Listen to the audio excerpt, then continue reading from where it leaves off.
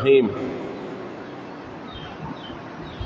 ويوم يعض الظالم على يديه يقول يا ليتني اتخذت مع الرسول سبيلا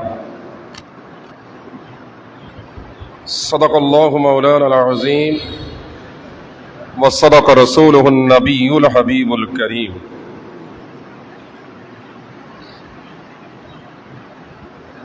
পবিত্র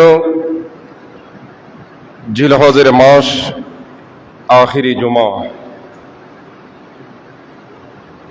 সমবেত সম্মানিত মুসল্লিয়ান ইকরাম মুআজ্জাজ হাজিরিন রাহিমানা ওয়া রাহিমাকুমুল্লাহু তাআলা ফিদ দারাইন আসসালামু আলাইকুম ওয়া রাহমাতুল্লাহি ওয়া বারাকাতুহু।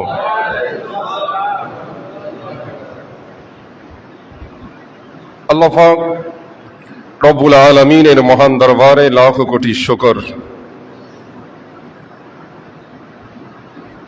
আজকের এই জুমা পর্যন্ত দীর্ঘ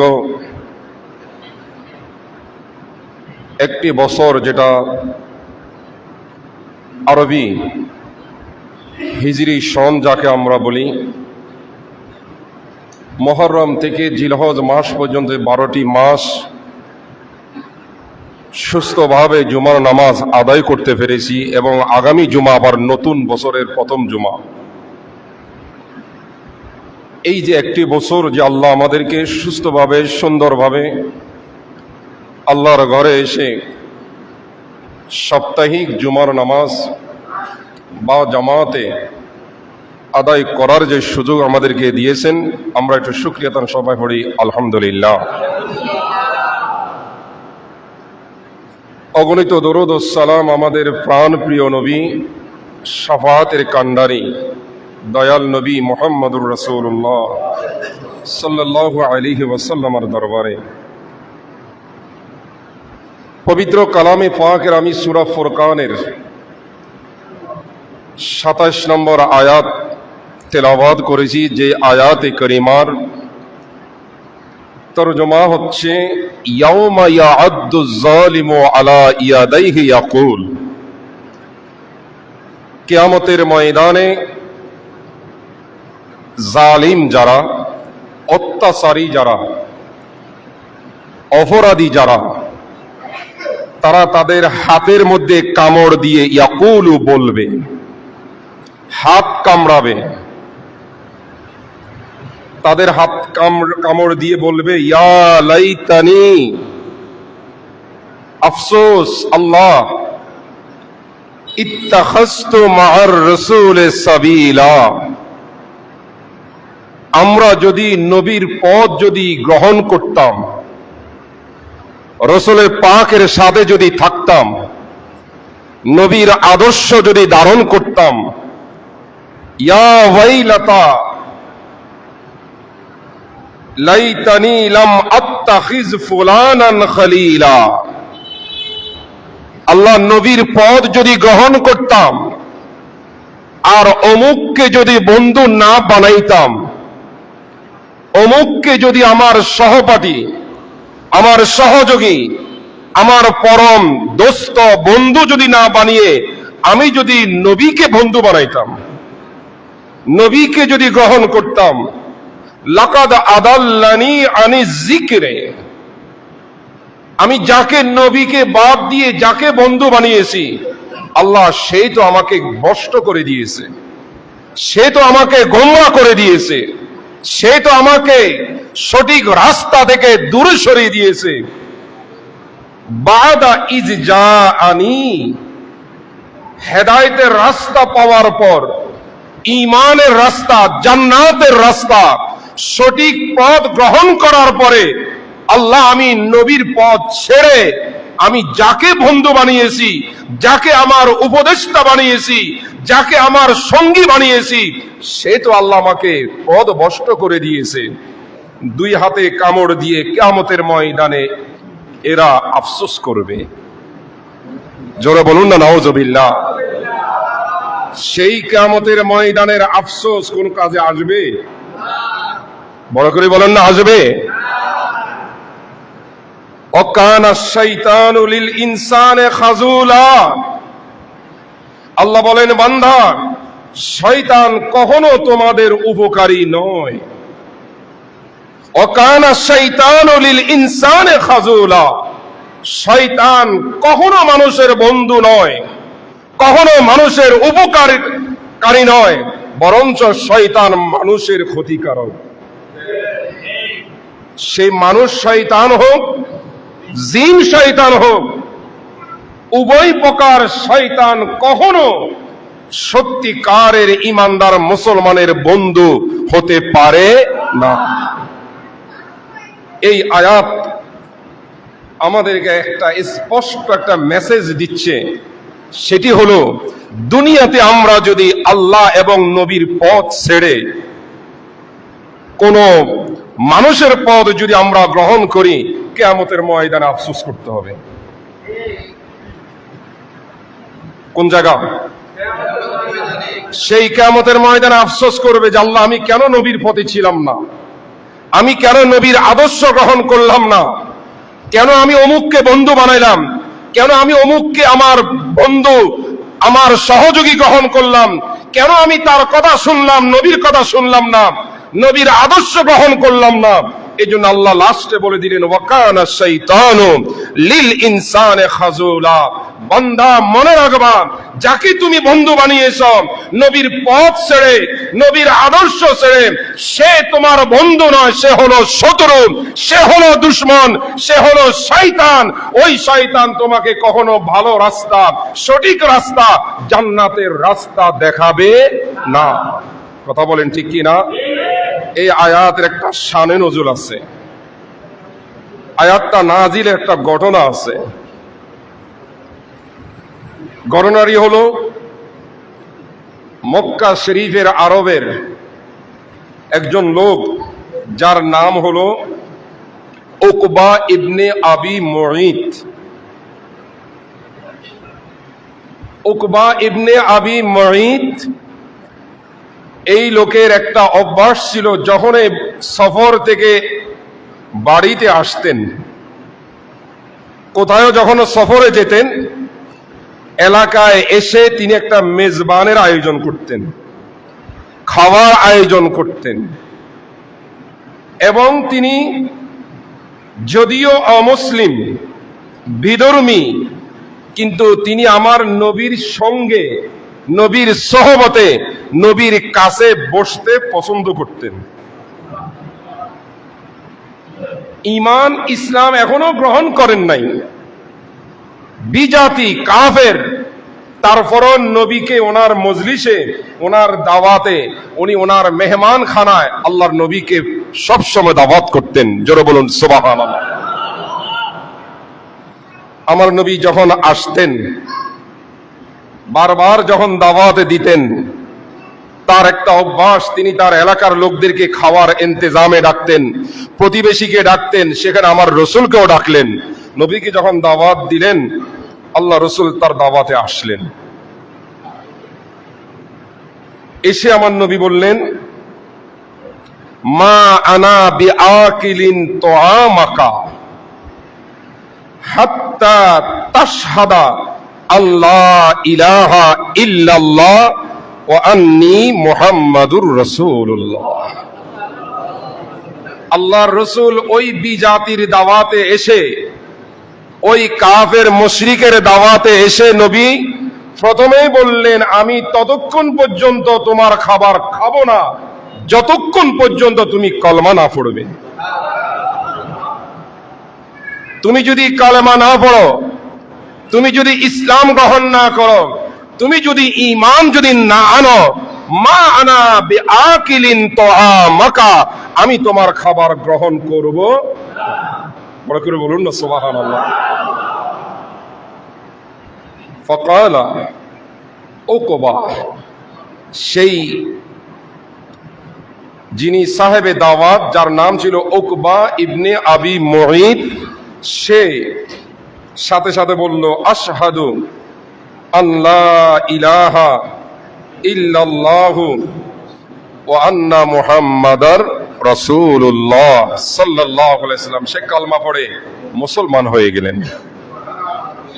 কালমা পড়ে কি হয়ে গেলেন?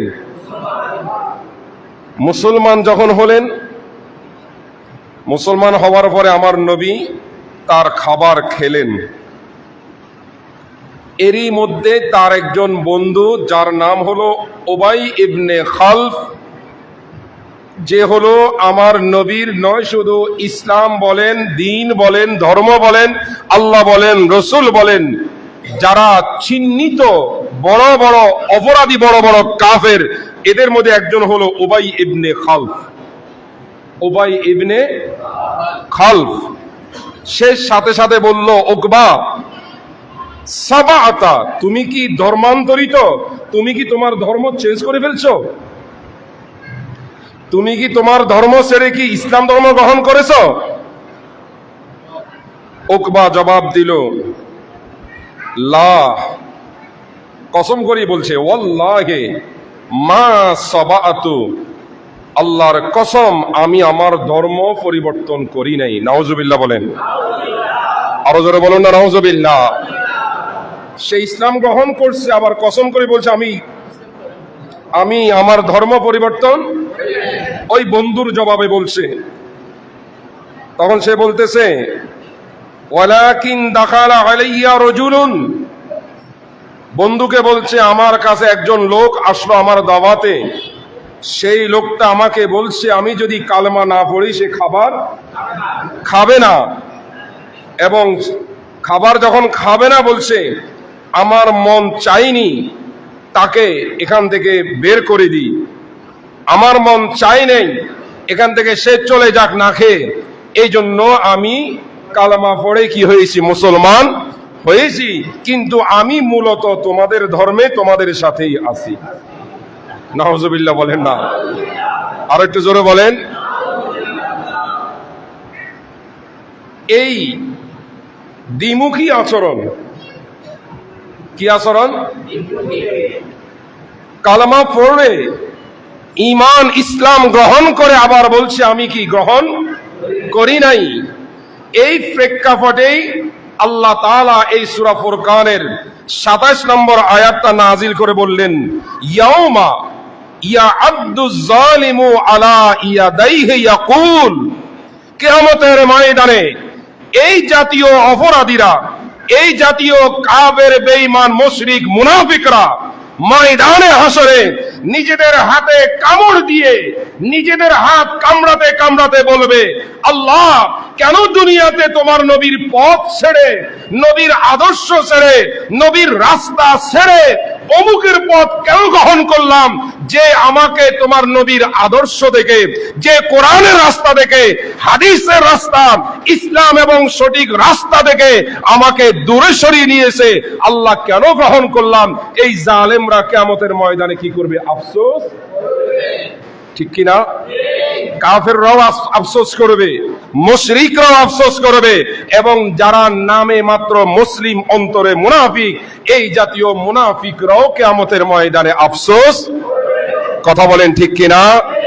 তাহলে রাসূল পাকের আদর্শ থেকে, নবীর পথ থেকে যারা সরে যাবে, যারা আমার নবীর রাস্তা, নবীর দেখানো পথ, যেটার নাম হলো সিরাতে মুস্তাকিম, যেটাকে বলা হয়েছে জান্নাতের রাস্তা, যেটাই হলো মুক্তির রাস্তা, যেই পথে গেলে আপনি আল্লাহকে পাবেন, যেই পথে গেলে আপনি নবীকে পাবেন, যেই পথে গেলে আপনি সিদ্দিক আকবর, ফারুক আজম, উসমান জিন্নুরাইন, মাওলা আলী শের খোদা, আহলে বাইত রাসূল, সাইয়েদনা গৌসে পাক, খাজা মঈনুদ্দিন চিশতি, মুজাদ্দিদ আল-ফিসানি, খাজা বাহাউদ্দিন নকশবন্দির রাস্তা পাবেন। ওই পথটার নামে হলো আহলে সুন্নাত ওয়াল জামাত। চিৎকার দিয়ে বলুন সুবহানাল্লাহ। সেই রাস্তা থেকে যারা সরে যাবে, সেই রাস্তা থেকে যারা দুনিয়ার লোভে, দুনিয়ার স্বার্থে অন্যের প্রতি মহব্বত দেখাবে আমার নবীর চাইতে বেশি, ওরা কিয়ামতের ময়দানে নিজেদের হাতে কামড় দিয়ে আফসোস। কথা বলেন ঠিক কিনা?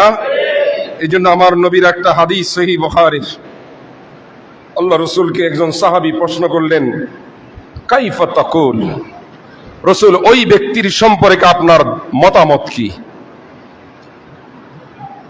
আহাব্বা কওমান ওয়া লাম ইয়ালহাক বিহিম, যেই লোকটা অমুকদেরকে ভালোবাসে, যেই লোকটা অমুক মানুষগুলাকে ভালোবাসে, ওয়ালাম ইয়ালহাক বিহিম, কিন্তু ওই লোকগুলার সাথে তার জিন্দিগিতে কোনো সাক্ষাৎও নাই, দেখা হয় নাই। এমন মানুষগুলাকে সে ভালোবাসে যে মানুষগুলার সাথে তার কখনো মোলাকাত সাক্ষাৎ হয় নাই। নবী, এই লোকের মত ব্যাপারে আপনার কি ধারণা, কি মতামত? আল্লাহ নবী বললেন, আল মারউ মাআ মান আহাব্বা, আল মারউ মাআ মান আহাব্বা। আমার নবী বললেন, যে যাকে দুনিয়ায় মহব্বত করে, যে যাকে দুনিয়াতে ভালোবাসে, যে যার সোহবতে থাকবে, যার আদর্শে থাকবে, যাকে অনুকরণ অনুসরণ করবে, মাআ মান আহাব্বা, কিয়ামতের ময়দানে সে তার সাথে উঠবে। সুবহানাল্লাহ বলবেন না? আপনি যদি দুনিয়াতে আল্লাহকে ভালোবাসেন, দুনিয়াতে যদি সত্যিকারের রাসূলকে ভালোবাসেন, দুনিয়াতে যদি আমার নবীর সাহাবীদেরকে ভালোবাসেন, দুনিয়াতে খোলাফায়ে রাশিদিনদেরকে, দুনিয়াতে আপনি যদি আমার নবীর আহলে বাইতকে, দুনিয়াতে আপনি যদি আউলিয়ায়ে কেরামদেরকে, হক্কানি ওলি দরবেশ পীর বুজুর্গদেরকে যদি আপনি ভালোবাসেন, কিয়ামতের ময়দানে আমার নবীর হাদিস, আপনি তাদের সাথে হাসরে উঠবেন। কথা বলেন ঠিক কিনা? আরেকটা হাদিসে আমার রাসূল ইরশাদ করেছেন, আল মারউ আলা দীনে খলিলিহি, মানুষ বন্ধুর আদর্শে আদর্শিত হয়। মানুষ যাকে বন্ধু মনে করে, যাকে বিশ্বস্ত বন্ধু মনে করে, ওই বন্ধুর আদর্শে, ওই বন্ধুর চলাচলকে কি করে? অনুসরণ। কথা বলেন ঠিক কিনা? এই জন্য রাসূল বলতেন, ফালিয়ানজুর আহাদুকুম মাইয়ু খাল, এটা সহিহ তিরমিজি শরীফের হাদিস। যেহেতু মানুষ অন্যকে অনুসরণ করে, অন্যকে ফলো করে, অন্যের আদর্শকে গ্রহণ করে, যাকে সে বন্ধু মনে করে, যাকে সে বিশ্বস্ত মনে করে, তাই নবী বলেন, ফালিয়ানজুর আহাদুকুম মাইয়ু খালিলু। রাসূল বলেন, অতএব তোমাদের চিন্তা করা উচিত, তোমাদের গভীরভাবে বোঝা উচিত, মাইয়ু খালিলু, কাকে তুমি বন্ধু বানাচ্ছ, কাকে তুমি তোমার বন্ধু গ্রহণ করতেছ, কাকে তোমার পরম বন্ধু, সহযোগী, বিশ্বস্ত মনে করতেছ। আমার নবী বলেন, সেটা ভেবে চিন্তা করে গ্রহণ করা উচিত। কথা বলেন ঠিক কিনা? আর একটু জোরে বলেন। বন্ধুকে আপনি এমন লোককে বন্ধু বানালেন, যেই লোকটা হলো আকীদা নষ্ট, যেই লোক আমার নবীর শানে বেয়াদবি করে, যেই লোক ওলি আল্লাহর শানে বেয়াদবি করে, যেই লোক সাহাবায়ে কেরামের শানে বেয়াদবি করে, যেই লোক আহলে বাইতের শানে কটূক্তি করে, যিনি ওলি আল্লাহদের শানে বেয়াদবি করে, এমন লোককে আপনি যদি বন্ধু বানান, ওই লোকের আদর্শ একদিন না একদিন আপনার ভিতরেও আসবে। তাহলে আমার নবী বলেন, ফালিয়ানজুর আহাদুকুম মাইয়ু খালিলু, তুমি কাকে বন্ধু, কাকে তোমার পরম সহযোগী গ্রহণ করতেছ, সেটা গ্রহণ করার আগে একটু চিন্তা করা উচিত। জোরে বলুন সুবহানাল্লাহ। সময়ের অভাব, পরিশেষে এই কথা বলে শেষ করব। আল্লাহ রাসূলের আরেকটা হাদিস, যেটা এটাও তিরমিজি শরীফের মধ্যে, লা তুসাহিব ইল্লা মুমিনান। আমার নবী বলেন, ঈমানদার ছাড়া। দেখেন, আমরা মুসলমান, কিন্তু আমরা বিজাতিদেরকে ভালোবাসি। আমরা মুসলমান, আমরা ইহুদির সংস্কৃতি ভালো লাগে, আমরা মুসলমান খ্রিস্টানের সংস্কৃতি ভালো লাগে, আমরা মুসলমান আমাদের হিন্দুর সংস্কৃতি আমাদের কাছে ভালো লাগে আমাদের কাছে। কিন্তু রাসূল পাক বলেন, লা তুসাহিব, তুমি সহযোগী বানায়ো না, বন্ধু বানায়ো না, ইল্লা মুমিনান, তাকেই তোমার সঙ্গী বানাও, তাকেই তোমার বন্ধু বানাও যে ব্যক্তি ঈমানদার, যে ব্যক্তি ঈমানদার, মুমিন। লা, সংক্ষিপ্ত হাদিস মুখস্থ করে ফেলবেন, লা তুসাহিব ইল্লা মুমিনান, মুমিন ছাড়া, ঈমানদার ছাড়া তুমি কাউকে তোমার বন্ধু সহযোগী বানায়ো। এটা রাসূল পাকের নিষেধ। আমি আর কথা বাড়াচ্ছি না। আল্লাহ আমাদেরকে, আমি কোরআন এবং হাদিস যেই বিষয়টি বোঝাতে চেয়েছি সেটি হলো, আপনি মুসলিম, আপনি ঈমানদার, আপনার কাছে আল্লাহর প্রেম আছে, রাসূলের প্রেম আছে, সাহাবায়ে কেরামের প্রেম আছে, আহলে বাইতের ভালোবাসা আছে, আউলিয়ায়ে কেরামের প্রতি শ্রদ্ধা মহব্বত আছে। আপনি তাদের প্রতি মহব্বত রেখে বিজাতি সংস্কৃতি, অমুসলিমের আদর্শ, নবীদ্রোহী, অলিদ্রোহী, যারা ওলি আল্লাহর শত্রু, যারা নবীর শত্রু, যারা সাহাবায়ে কেরামের শত্রু, যারা আমার নবীর আহলে বাইতের শত্রু, ওদেরকে আমরা কখনো বন্ধু হিসেবে গ্রহণ করতে পারি না। জোরে বলেন না পারা যাবে? আওয়াজ দিয়ে বলেন না পারা যাবে? যদি ওদেরকে আপনার বন্ধু বানান, ওদেরকেই যদি আপনার সহযোগী পরম বিশ্বস্ত মনে করেন, তাহলে কিয়ামতের ময়দানে আল্লাহর আদালতে আফসোস, সেই ময়দানে যেন আফসোস করতে না হয়। এই জগতেই আপনাকে সঠিক রাস্তা, সঠিক পথ গ্রহণ করতে হবে। এই আহ্বানটুকু রেখেই আমি আমার আলোচনা এখানে সমাপ্ত করছি। ওয়া আখিরু দাওয়ানা আনিল হামদুলিল্লাহি রাব্বিল আলামিন। আসসালামু আলাইকুম ওয়া রাহমাতুল্লাহ। সবাই কাবলা জুমা